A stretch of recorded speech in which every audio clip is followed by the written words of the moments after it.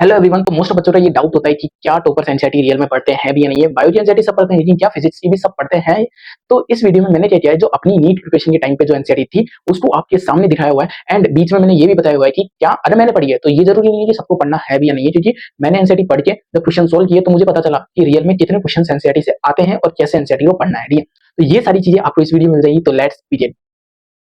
तो सबसे पहले बात करते हैं कि फिजिक्स की 11 की एनसीईआरटी। तो 11 की एनसीईआरटी मैंने पढ़ी हुई थी। देखो आप इसमें देख सकते हो कि मैंने ऑलमोस्ट सारे चैप्टर जो थे वो अच्छे से पढ़े हुए थे। ठीक है, अब मैं क्या करता था जब भी एनसीईआरटी पढ़ता था, जैसे कि हम चैप्टर उठा लेते हैं कोई सा भी, जैसे कि हमने ये उठा लिया, ठीक है, रोटेशनल मोशन, जो कि काफी टफ होता है सबको, तो वही चैप्टर उठा लेते हैं। ठीक है, तो मैं क्या करता था कि इंट्रोडक्शन के अंदर मेरी बेसिक 3 कलर टाइप होते थे। जैसे कि फर्स्ट में अंडरलाइन करता था सिंपल, सेकंड थिंग मैं ऑरेंज कलर से अंडरलाइन करता था, थर्ड थिंग में येलो कलर से। ठीक है, तो जैसे कि ये स्टेटमेंट आप देख सकते हो कि इम्प्योर ट्रांसलेशन होता है motion at any instant of time all particles of the body have the same velocity. ये डायरेक्ट स्टेटमेंट में पूछा जा सकता है। ठीक है, तो ये सारी चीजें मैं इसके अंदर अच्छे से लिखता था। जैसे कि ये कुछ इंपोर्टेंट ज्यादा चीजें होती थी वो उनको मैं ऑरेंज कलर से अंडरलाइन कर लिया करता था। और कई बार क्या होता था कि कुछ स्मॉल चिट्स भी बना लेता था अंदर, जैसे कि static friction opposes impending motion, kinetic friction opposes relative motion, ये सारी चीजें। ठीक है, तो ये मैं इसके अंदर एनसीईआरटी के अंदर लिख लेता था। और जब आप देखोगे कि मैंने ना जो इंटेक्स क्वेश्चन है ना वो भी अच्छे से किए हुए हैं। जैसे मैंने ऊपर लिखा हुआ है कि नीट वेरी इंपोर्टेंट स्टेटमेंट वगैरह, ये सारी चीजें। और इंटेक्स क्वेश्चन भी ज्यादातर ट्राई करता था कि हर इंटेक्स क्वेश्चन तो करूँ एटलीस्ट।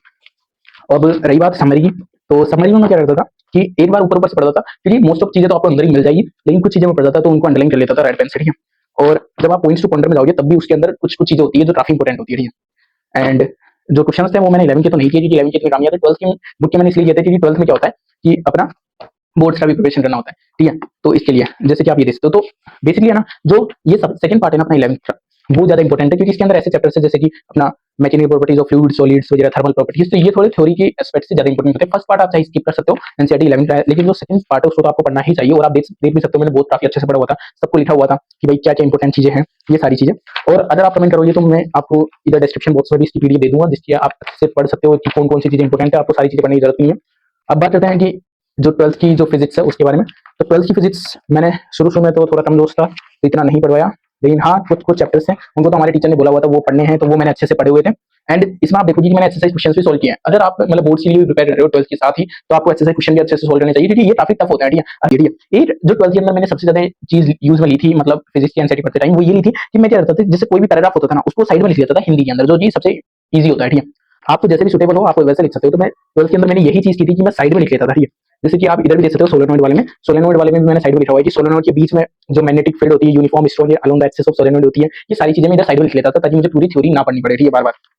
और जैसे कि ये जो पूरी थ्योरी है इसका मैंने साइड में हिंदी में छोटा वर्जन लिख लिया, जो कि इंपॉर्टेंट है। ठीक है, जैसे कि ये जो थ्योरी है इसका मैंने हिंदी में साइड में लिख लिया, आप पास से देख सकते हो। ठीक है, तो ऐसे करके ये समरी भी थोड़ा इंपॉर्टेंट होता था। एंड एक्सरसाइज क्वेश्चंस तो आप देख सकते हो कि मैंने ऑलमोस्ट सारी किए थे 12th के अंदर, क्योंकि मुझे बोर्ड के अंदर भी थोड़ा अच्छा स्कोर करना था। एंड 12th की एनसीईआरटी भी ऑलमोस्ट मैंने पढ़ी ही थी। ठीक है, तो अब डाउट आता है कि क्या भैया 12th की एनसीईआरटी पढ़ना सबके लिए इंपॉर्टेंट है या नहीं है, क्या वर्थ इट है भी या नहीं है।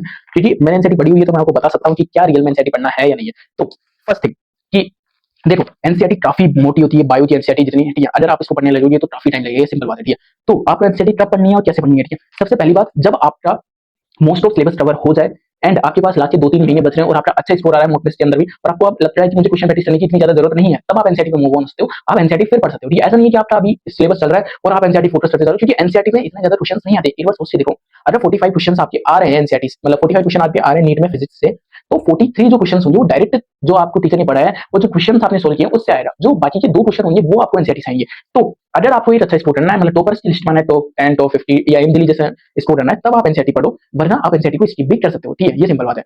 तो इस वीडियो में फिजिक्स की बात करेंगे, आगे जो नेक्स्ट वीडियो आएगी उसमें केमिस्ट्री के लिए अच्छे से बात करेंगे। So all the best.